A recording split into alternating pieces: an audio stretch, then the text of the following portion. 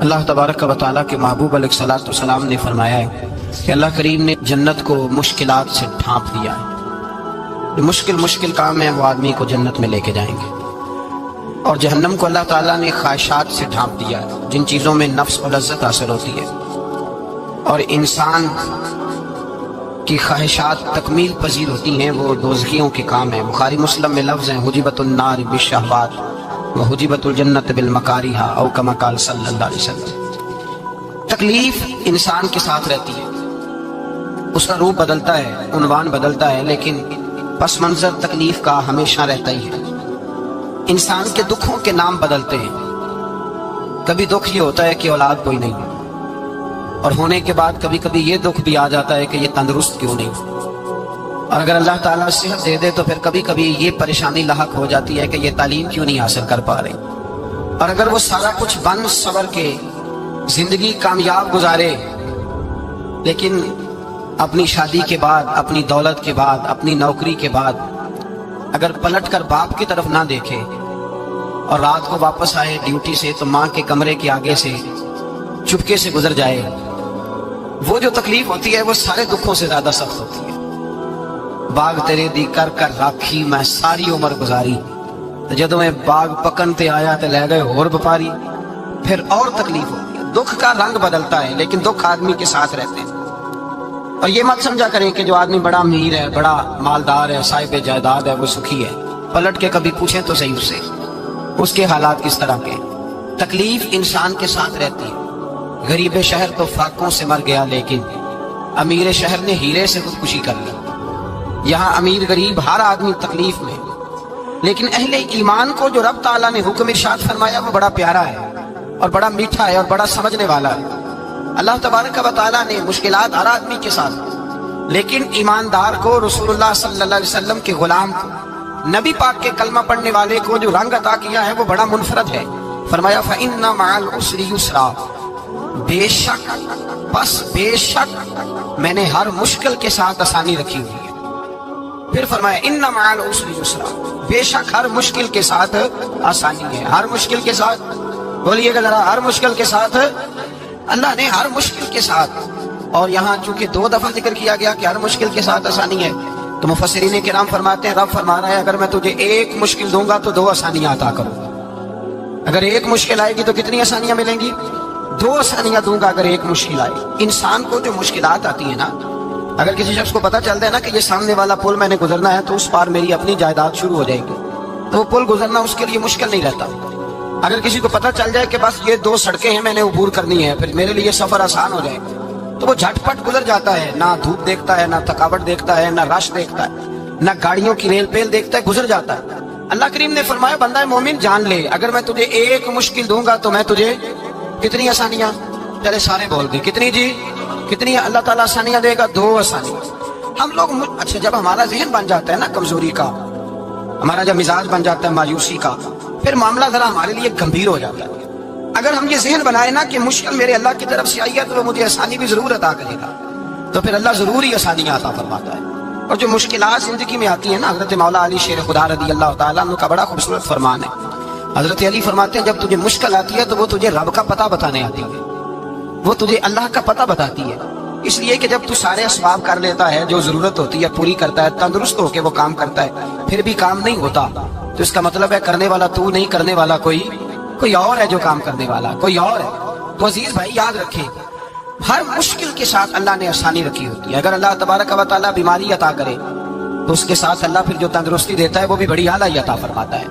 اگر اللہ کبھی غربت دے تو پھر اس کے بعد جو اللہ تعالیٰ آسانی دیتا ہے وہ بھی بڑی اعلیٰ عطا فرماتا ہے۔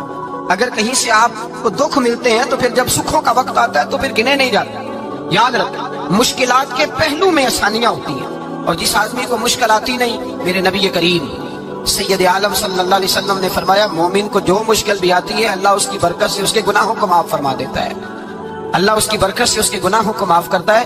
یہاں تک کہ حضور نے فرمایا میرے مومن کو کانٹا بھی چبھے تو اللہ تعالیٰ اس کی مشکل کو آسان فرما دیتا ہے۔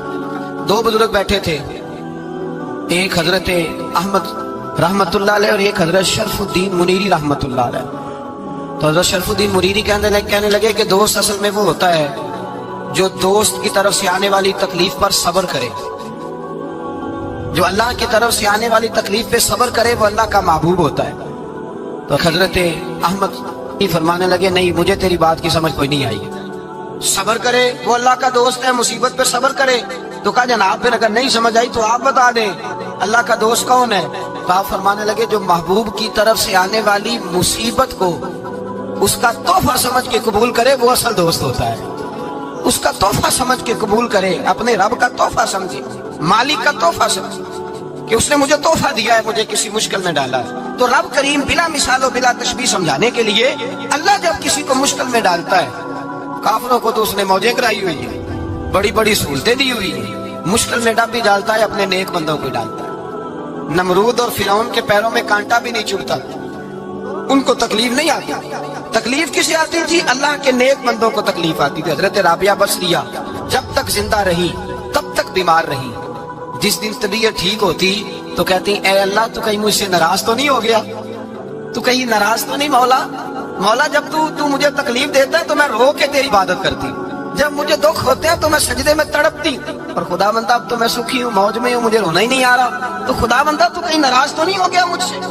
دکھ تو اچھے ہوتے ہیں، دکھ تو پیارے ہوتے ہیں، اور دکھوں کے بعد جو اللہ آسانی دیتا ہے اس آسانی کا پھر کیا ہی کہنا۔ اس حضرت ایوب علیہ نبینا علیہ الصلوۃ والسلام بیمار رہے، 60 سال اللہ نے تندرستی دی۔ کتنے سال بولے؟ 60 سال، ذرا غور کرنا بات پر، 60 سال علیم رہے، پھر بیمار ہو گئے، 18 سال ہو گئے بیمار ہوئے۔ زوجہ کہنے لگی دعا کر لیں آپ کو اللہ صحت دے دے۔ ہمیں اگر کوئی بندہ پوچھ لینا کہ بھائی کبھی کوئی خاص بات تو سناؤ، تو ہم جو ساری زندگی سکھ کے ساتھ سوئے ہوتے ہیں وہ بات نہیں سناتے، وہ جو ایک رات درد سے نیند نہیں آتی اس رات کا قصہ سناتے ہیں، کہتے ہیں وہ میرے الٹے دانت میں درد تھا تو میں ساری رات سو نہیں سکا۔ او بھائی جو ساری زندگی سویا ہے اس کا تو ذکر نہیں کر رہا، ایک رات جو تجھے نیند نہیں آ رہی۔ کسی سے پوچھا جائے، ڈاکٹر کہتے ہیں 360 ہڈیاں ہوتی ہیں وجود میں، کسی سے پوچھا جائے نا تیرا کیا حال ہے تو 359 ہڈیوں کا ذکر نہیں کرتا، جس گھٹنے میں درد ہے اس کا ذکر کرتا ہے، کہتا ہے یہ گھٹنے میں بڑی درد ہے۔ او بھائی باقی 359 ٹھیک ہے نا، ان کی بھی تو کوئی بات سنانا۔ حضرت رابعہ بصریہ رحمۃ اللہ علیہ کے پڑوس میں ایک نوجوان رہتا تھا، آپ کے پڑوس میں، تو وہ جب جو محلے میں بچے رہتے ہیں نا گاؤں میں ان کا پتہ ہوتا ہے، پڑوسی تھا تو 34-35 سال نوجوان کی عمر ہو گئی، کبھی بیمار نہیں ہوا۔ ایک دن اس کی طبیعت علیل ہوئی، سر میں درد ہوا تو اس نے پٹی باندھ لی، سلخ رنگ کی، باہر نکل کے آیا۔ حضرت رابعہ بصریہ علیہ رحمہ نے دیکھا تو فرمانے لگے بیٹے خیر ہے؟ لگا جی اماں جی سر میں بڑی درد ہے۔ آپ فرمانے لگے کتنی عمر ہو گئی؟ کہنے لگا 34-35 سال۔ فرمانے لگے پہلے تو کبھی درد نہیں نہ ہوئی؟ کہنے اماں جی آج ہی ہوئی ہے۔ تو آپ فرمانے لگے 34 سال اللہ نے صحت دی ہے، تو نے شوگر کی ایک پٹی بھی نہیں باندھی، اور آج درد ہوئی ہے تو شکوے کی پٹی تو نے فوراً ہی باندھ لی ہے، کوئی شوگر کی پٹی بھی باندھ نہیں چاہیے۔ حضرت ایوب 18 سال بیمار رہے، زوجہ کہنے لگی دعا کر لو، تو آپ فرمانے لگے بی بی سے کہ صحت کتنی دیر رہی؟ اس نے کہا 60 سال۔ تو آپ فرمانے لگے ذرا بیماری کو بھی 60 سال گزر لینے دو پھر دعا بھی کر لیں گے۔ یہ دعا کی، اللہ یہ لفظ کہے، اللہ نے صحت دے دی، تندرستی آ گئی۔ ایک دن گھر میں بیٹھے بیٹھے زوجہ کہنے لگی کہ ایوب یہ بتاؤ دکھ اچھے کہ سکھ؟ آپ فرمانے لگے سارے دن ہی اللہ کے ہیں پر دکھ بڑے اچھے تھے، مجھ سے پوچھو تو دکھ بڑے اچھے تھے۔ کہا کس طرح؟ حضرت ایوب فرمانے لگے جب میں بیمار تھا تو 24 گھنٹے میں ایک دفعہ میرا رب میرا حال پوچھا کرتا تھا، ایک دفعہ میرا اللہ پوچھتا تھا ایوب تیرا حال کیا ہے؟ فرماتے ہیں 12 گھنٹے تو لذت ہی رہتی تھی کہ میرے رب نے میرا حال پوچھ لیا، اور اگلے 12 گھنٹے میں انتظار کرتا تھا مالک حال دوبارہ کب پوچھے گا۔ فرمانے لگے اب صحت تو ہو گئی ہے پر اب میرا رب میرا حال تو نہیں نہ پوچھتا۔ بھائی مشکلات جو ہوتی ہیں وہ تو تجھے سجا دیتی ہیں، سوار دیتی ہیں، تجھے یاد آتا ہے کوئی اپنا، جب تجھے درد ہوتی ہے نا، تکلیف ہوتی ہے، پھر تیرا دل کرتا ہے کوئی کندھا ملے جہاں میں سر رکھ کے رہوں۔ پھر اسی لیے تو کسی درویش سے کسی نے پوچھا تھا اپنا کون ہوتا ہے؟ تو کہا جو تجھے دکھ کے وقت یاد آئے وہ تیرا اپنا ہے، جو تجھے عین آزمائش کے وقت یاد آئے اور تجھے اس کا نمبر فوراً تیرے موبائل پہ چلنے لگے وہ تیرا اپنا سجن ہے، جس کو تو دکھ کے وقت یاد کرے۔ تو بھائی مشکلات کے بعد جو اللہ آسانی دیتا ہے، حضرت ابراہیم کو آگ میں بھی پھینکا گیا، حضرت ابراہیم علیہ السلام کو ستایا بھی گیا، نکالا بھی گیا، لیکن جب ان مشکلات سے گزرے تو میرا رب فرماتا ہے وَإِذِ ابْتَلَىٰ إِبْرَاهِيمَ رَبُّهُ بِكَلِمَاتٍ فَأَتَمَّهُنَّ قَالَ إِنِّي جَاعِلُكَ لِلنَّاسِ إِمَامًا۔ کہا جب ابراہیم پورے اترے تو پھر ہم نے انہیں امام بنا دیا۔ یا اللہ کس طرح کی امامت دی؟ फरमाया मैंने इतनी आला शान अता की है कि अपने लाडले रसूल को जनाब इब्राहिम की नस्ल में पैदा फरमा दिया है। मैंने मुस्तफा को उनकी नस्ल में पैदा कर दिया, क़यामत तक के लिए उनका वकार बढ़ा दिया। अल्लाहुम्मा सल्ली अला मुहम्मदिन व अला आले मुहम्मद कमा सल्लैता अला इब्राहीम व अला आले इब्राहीम। उनकी अजमत बढ़ा दी, इसलिए कि जब वो आजमाइश से गुजर करके आए फिर जो आसानी दी। मेरे नबी पाक सल्लल्लाहु अलैहि वसल्लम ने दीन इब्राहिमी की बहुत सारी चीजों को रखा, कहा मैं मिल्लत इब्राहिमी पे हूँ। जब कोई मुश्किलात को अबूर करके आता है, जब कोई तकलीफें सह करके आता है, उसके लिए जो अजर होता है, उसके लिए जो फिर अल्लाह कितनी जरा बड़ी तवज्जो कीजिएगा। लोग समझते हैं फला आदमी मुश्किल में है तो शायद मुश्किल में ही रहेगा, फला आजमाइश में है तो शायद आज। मेरा अल्लाह फरमाता है एक मुश्किल दे के मैं दो आसानियां भी दूंगा। तुम मुश्किल देख रहे हो, मुश्किल ना देखो, वो जो इसको बाद में आसानी आने वाली है, और डबल जो मैं इस पर नेमत करने वाला हूं उसको देखो। हजरत यूसुफ को भाइयों ने कुएं में डाल दिया था, और जब कुएं से निकले तो मिस्र के बाजारों में बिके, और फिर जुलेखा ने इल्जाम लगाया तो हालात बिगड़ गए। हजरत यूसुफ को जेल जाना पड़ा। कितनी कठिन जिंदगी थी, लेकिन मेरे मालिक को कुछ और ही मंजूर था। कुएं में गिरने वाले, बाजार में बिकने वाले, जेल में जाने वाले, इल्जाम लेने वाले जनाब यूसुफ को रब करीम ने उसी मिस्र का बादशाह बना दिया। अल्लाह पाक ने उसी मिस्र का हुक्मरान बना दिया। यारी तेरी सोना पर अजमैशा तेरियां अग, ये सोना परखिया जावंद आई पहलो नाल अग्गां दे लग। इसके लिए थोड़ा सा जतन करना पड़ता, थोड़े कठिन हालात से गुजरना पड़ता, थोड़ी आजमाइशों का रूप देखना पड़ता है। हम चाहते हैं कि हमें छेड़े कोई ना कोई तकलीफ ना आए, कोई आजमाए, ये हो नहीं सकता मेरे भाई। नामी कोई बगैर मुशक्कत नहीं हुआ। 100 बार जब अकीक कटा तब जाकर नगी हुआ। हम चाहते हैं कि हमें कुछ भी दिक्कत ना आए, मुश्किलात ना आए, और मुश्किलात तो इंसान को संवारती हैं भाई, वो तो निखारती हैं। कभी पूछा करो जाकर के किसी गंदम के दाने से कि तू कहां से होके आया है, कहां से निकल के आया है, तो वो बतलाएगा कि बड़े मुश्किल मराहल से गुजरा हूं, और फिर अल्लाह ने मुझे ताकत दी है कि मैं इंसान के वजूद का हिस्सा बना। तो भाई कठिन मराहल, आजमाइशें, तकलीफें, ये इंसान को बड़ा इंसान बना देती, ये उसके लिए तरक्कियों का पेश खैमा होती। हमारे जवान परेशान हो जाते हैं, औरतें खास करके इस बात पे तवज्जो करें, वो बड़ी जल्दी गम ले जाती हैं। वो कहती हैं जाने मेरा कुछ होगा ही नहीं, जाने मेरा कुछ हो ही नहीं सकता। मेरे भाई दर्जनों बीसियों लोग ऐसे हैं जिनकी औलादे नहीं थी, लेकिन नाम उनका उनसे भी ज्यादा है जो बड़े बड़े साहिब औलाद। हजरत अब्दुल्ला मुस्नी हुजूर के गुलाम थे, कबीला मुज़न के रहने वाले। वालिद फौत हो गए, चचा ने पाला था, इस्लाम कबूल कर लिया। चचा इस्लाम का बड़ा दुश्मन है, हुजूर का नाम आए तो जलाल करता है, असद और बुग़्ज़ में जल जाता है, बड़ी इस्लाम के साथ दुश्मनी और इनाद रखता है। हजरत अब्दुल्ला कहते हैं पहले तो मैं इश्क़ रिसालत को दबाता रहा, फिर ये चिंगारी शोला बन गई, फिर के ये हल्का सा जज्बा समुंदर और सहरा का रूप धार गया। फरमाते हैं माँ थी और मैं था, मैं गया जाके चचा से कहा मैं नहीं रह सकता। कहाँ जाएगा?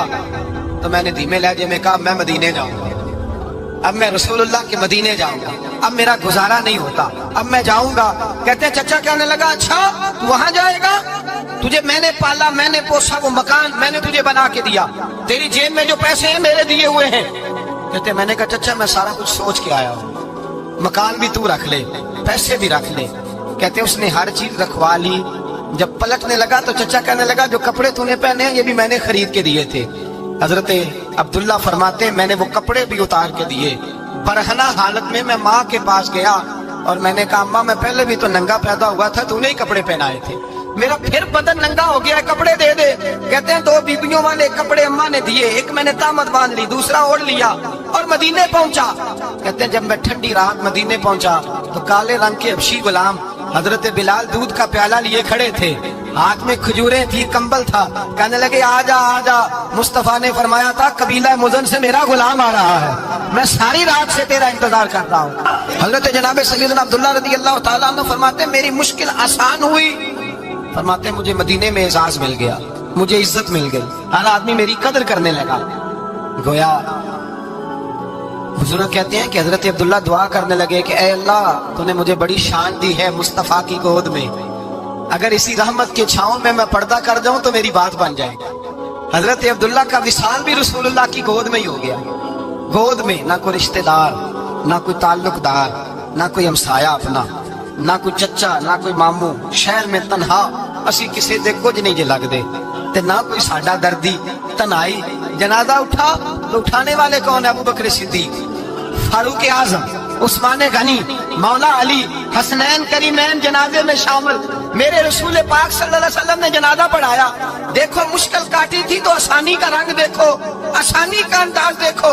حضرت سیدنا ابو درداء رضی اللہ تعالیٰ عنہ ارشاد فرماتے ہیں مدینے میں رواج تھا کہ جب قبر میں اتارنے لگتے تھے تو قریبی رشتہ دار اتارا کرتے تھے، پر عبداللہ کا تو رشتہ دار ہی کوئی نہیں تھا مدینے میں، کون اتارے؟ فرمایا جب قبر میں اترنے لگے تو حضرت ابو بکر صدیق اور حضرت عمر فاروق اتر گئے کہ ہم قبر میں اتارتے ہیں. رسول اللہ نے فرمایا تم باہر نکلو. تم کیوں قبر میں گئے ہو؟ باہر آؤ. کہتے ہم باہر آئے تو اللہ کے رسول اندر گئے. فرمایا کون کہتا ہے اس کا کوئی نہیں، میں جو موجود. کون کہتا ہے کوئی نہیں؟ میں رکھو میرے ہاتھوں پہ. کہتے ہیں حضور کے دست مبارک پہ رکھا اور باہر کھڑے ہم رشک کرنے لگے کہ واہ اللہ تیرا آسانی دینے کا رنگ. آسانی اس نے مشکل برداشت کی تو رب نے مصطفیٰ کے قدموں میں آسانیاں عطا فرمائی. پسے اور حضور نے قبر میں رکھا، نبی پاک نے. میرے دادا مرشد کہتے ہیں عشق سرکار کی ایک شمع جلا لو دل میں، بعد مرنے کے قبر میں بھی اجالا ہوگا. اور میرے اعلیٰ حضرت فرماتے ہیں لحد میں عشق رخ شاہ کا داغ لے کے چلے، لحد میں عشق رخ شاہ کا داغ لے کے چلے. اندھیری رات سنی تھی چراغ لے کے چلے. اور بیدم شبار سی تو حد کر گئے، کہنے لگے پسے مردن، بعد مرنے کے پسے مردن. فرشتوں نے جو تلاشی لی تو کیا نکلا؟ فقط ایک دل کے گوشے سے خیال مصطفیٰ نکلا، فقط ایک دل کے گوشے سے خیال. اور کامل پیرو نہ دے باہو قبر جنا دی جیوے. میرے بھائی نبی پاک صلی اللہ علیہ وسلم کے ساتھ وفا کی تنگی دیکھ کر، دقت دیکھ کر، مشکل کر، اور پھر جو آسانیاں ہوئی، پھر جو ان لوگوں کے لیے برکات ہوئی وہ زمانے نے دیکھی. حضرت جناب سیدنا علی المرتضیٰ شیر خدا کرم اللہ تعالیٰ وجہ الکریم کی والدہ حضرت فاطمہ بنت اسد رضی اللہ تعالیٰ، حضرت علی کی والدہ، بڑا پیار کیا میرے نبی پاک کے ساتھ. حضور ان کے گھر میں رہے، ان کے گھر میں پرورش پائی. حضرت علی کہتے ہیں میری اماں پہلے رسول اللہ کا خیال رکھتی، غربتوں کے زمانے میں نبی پاک کا ساتھ دیا. مکہ مخالفت کرتا تو جناب فاطمہ حضور کا خیال رکھتی. فاطمہ بنت اسد بڑا پیار کیا، بڑی محبت کی مولا علی کی والدہ نے. ہر دکھ ہر تکلیف کاٹی لیکن رسول کائنات صلی اللہ تعالی علیہ وسلم کا ساتھ نہ چھوڑا. اور یہاں تک روایات میں ملتا ہے کہ جناب فاطمہ الزہرا جب بیاہ کے ان کے گھر گئی تو وہاں سے سودا لا کے دیتی. حضرت فاطمہ سے بڑا پیار کرتی، بڑی محبت، مشکلات میں ساتھ دیا. جب وصال ہوا تو فرماتے کوہرام مچ گیا مدینے میں. لوگ منتیں کرتے تھے کہ حضور کا ایک بال مل جائے تو قبر میں بخشش کا سامان ہو جائے گا. رسول پاک نے فرمایا جب جناب علی کی والدہ کو غسل دے دو تو کفن پہنانے سے پہلے میرے پاس آنا. کہتے ہیں جب غسل دے لیا تو عرض کی حضور غسل ہو رہا ہے، کفن کا کیا کرنا ہے؟ حضور اندر گئے، قمیض بدلی اور جو کرتا پہنا ہوا تھا اتار کے دیا. فرمایا وہ علی کی ماں نہیں میری ماں ہے، اس نے میرے لیے بڑی تکلیفیں سہی ہیں، بڑی مشکل دیکھی ہے. فرمایا اس طرح کرو میرے کرتے میں اسے کفن دو. حضور نے جنازہ پڑھایا، اپنے کرتا لباس مبارک میں کفن دلایا. پھر جب وہ دفن ہوئی تو حضور قبر پہ کھڑے ہوئے، کھڑے ہو کے فرمایا اے اللہ اپنے سارے نبیوں کے وسیلے سے اور میرے وسیلے سے میری اماں کی بخشش فرما دے. پھر جو آسانیاں ملی ان لوگوں کو تو ان کی قبروں تک آسانیاں ملی، پھر ان کو قیامت تک کے لیے آسانیاں ملی جنہوں نے مشکلات کو دیکھا. اور بھائی جو سوئے رہے، جو آرام کرتے رہے، جنہوں نے مناسب ہی نہ سمجھا کوئی کٹھن مرحلہ طے کرنا، جنہوں نے کہا نا ہم تو سکھ کے ساتھی ہیں، ہم تو سکون کے ساتھی ہیں، بھائی ہم تو سلوٹ کے ساتھی ہیں. جب موجیں لگے گی تو دوڑ کے پہنچیں گے، کہیں گے ہمارا بھی تعلق بنتا ہے، ہماری بھی رشتہ داری ہوتی ہے، ہمارے بھی رابطے ہوتے ہیں، پھر دوڑ کر کے پہنچیں گے. اصل ساتھی وہ ہوتا ہے جو دکھ کا ساتھی ہوتا ہے، آزمائش کا ساتھی، مشکلات تجھے اونچا اڑاتی. حضرت سلمان فارسی کہتے ہیں میں نبی پاک کی تلاش میں نکلا تھا، حضور کی تلاش میں نکلا، اور میں نے کئی سال حضور کو ڈھونڈا، کبھی ایک دروازے، کبھی دوسرے دروازے، کبھی تیسرے دروازے. فرماتے میں شہزادہ تھا پر بکتا بکاتا مدینے آیا. میں نے نبی پاک کی تلاش میں یہودیوں کی غلامی بھی کی، تیری تلاش میں پھرا میں جنگل پہاڑ اور دشت میں. فرماتے ہیں بڑی تکلیف کاٹی، بڑی آزمائش دیکھی، لیکن اس دن مجھے سارے دکھ بھول گئے. اس دن میری ساری تکلیفیں آسانیوں میں بدل گئی جس دن میرے نبی نے میرا بازو تھام کے کہا سلمان منا اہل البیت. فرمایا سلمان کو تو میں نے اپنی اہل بیت میں شامل کر لیا ہے. فرماتے اتنی بڑی فضیلت کہ میں رسول اللہ کے خاندان میں جا شامل ہوا. تو بھائی یاد رکھیں جب آپ کو مشکل آتی ہے تو آپ کو آسانی دینے کے لیے آتی ہے. جب آپ کی طرف کوئی آزمائش آتی ہے تو آسانی دے لیں. یہ بات صحیح ہے کہ بیٹیاں پیدا ہونے پہ مشکل ہوتی ہے, ان کے نصیبوں سے ڈر آتا ہے, پر جتنی آسانی اللہ بیٹیوں کے باپ کو عطا کرتا ہے اور جتنی رحمت رب بیٹیوں کے باپ پہ فرماتا ہے اتنی بھی کسی اور کے حصے میں نہیں آتی. اس میں شک کوئی نہیں کہ بوڑھے ماں باپ کو جب سنبھالنا پڑے تو مشکل ہوتی ہے. بوڑھوں کی طبیعت بچوں جیسی ہو جاتی ہے, دقت ہوتی ہے, آزمائش ہوتی ہے, ان کی بات سننا بعض اوقات کڑوا لگتا ہے, ان کی فرمائشیں بعض اوقات بچوں کی طرح ایسی ہوتی ہیں جو حل نہ ہو سکیں. لیکن یہ وہی ماں باپ ہیں جن کی نوکری کے بارے میں میرے مصطفیٰ نے فرمایا اگر تو ایک رات انہیں خوش کرنے میں کامیاب ہوا تو اللہ 2 حج اور 2 عمرے کا ثواب عطا فرمائے گا. اس میں شک نہیں کہ بہت سارے کام مشکل ہوتے ہیں, کٹھن ہوتے ہیں, آزمائش والے ہوتے ہیں, اس میں کوئی شک نہیں کہ اس دور میں دین کا کام بڑا مشکل ہے, دعوت و تبلیغ کا سلسلہ بڑا کٹھن ہے. اس دور کے اندر حق بات بیان کرنا بڑا ہی مسئلہ ہے. اس دور کے اندر لوگوں کو کھری بات پہنچانا اور بتانا یہ اپنے آپ میں آگ کا انگارہ پکڑنے کے مترادف ہے. لیکن میرے مصطفیٰ نے فرمایا تھا اس دور میں جب فتنہ ہو من تمسک بسنتی ان فساد امہ فلہ اجر 100 شہید.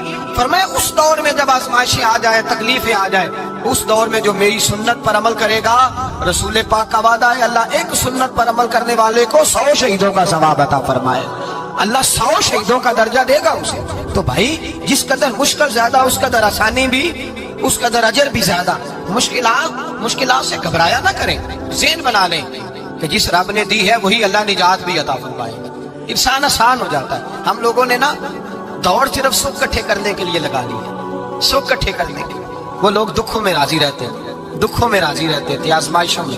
ہمارا دعویٰ ہے رب رسول سے پیار کا, اور میرے حدیث بخاری میں ہے فرمایا جو مجھ سے جتنا زیادہ پیار کرے گا اتنا اس کی طرف مشکل زیادہ آئے گا.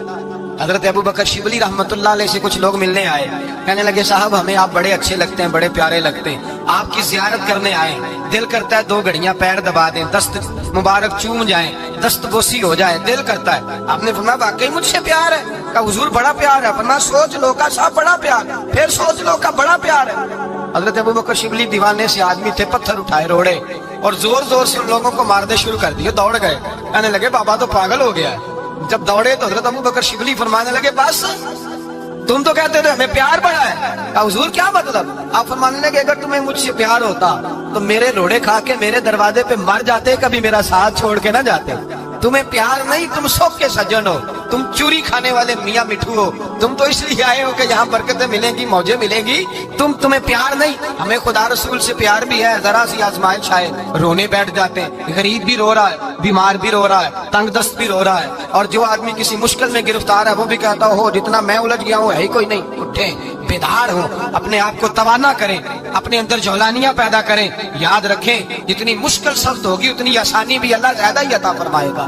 اللہ تعالیٰ زیادہ وعدہ کیا اللہ پاک نے, فَإِنَّ مَعَ الْعُسْرِ يُسْرًا إِنَّ مَعَ الْعُسْرِ يُسْرًا. فرمایا اگر میں تمہیں 1 مشکل دوں گا تو میں تمہیں 2 آسانی عطا فرماؤں گا.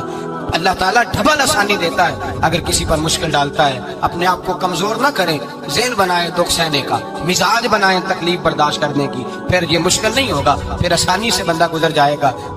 اگر آپ چاہتے ہیں زندگی میں مطمئن رہیں تو دنیا داروں سے امیدیں توڑ دیں, اللہ اور اس کے رسول سے امید وابستہ کریں, اولیاء اللہ سے امیدیں وابستہ کریں, صحابہ اور اہل بیت سے امیدیں, اللہ اور اللہ والوں سے امیدیں. دنیا داروں سے امیدیں, آپ کو پتہ ہے دنیا دار کی تباہی کب ہوتی ہے؟ جب انہیں خوش آمدی مل جاتا ہے. چودھری کا بیڑا اس وقت غرق ہوتا ہے جب اسے چودھری کہنے والے زیادہ ہو جاتے ہیں. سیٹھ صاحب اور نواب صاحب بیچارے تباہ تب ہوتے ہیں بھولے پن میں, جب ان کے دائیں بائیں ریلا ہوتا ہے سیٹھ صاحب کہنے کا. لوگ انہیں کھانا چاہتے ہیں, پیار ان کا نہیں ہوتا, ان کی جیب کا ہوتا ہے.